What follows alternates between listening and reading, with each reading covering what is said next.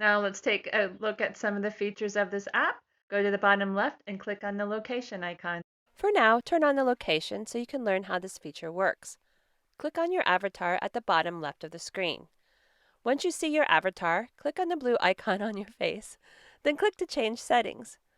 From here, you can go into ghost mode. You can still see your friends if they are not in ghost mode, but they cannot see you.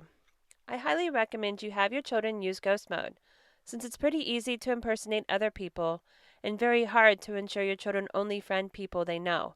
You may not want strangers viewing their location. To see how viewed location works, click on the X. Then click on the Friends icon at the bottom right. It will pop up your friends that have this feature on. Not only that, you can see what movements your friends have done recently.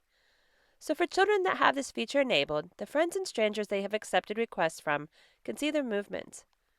Here's an example of one of them.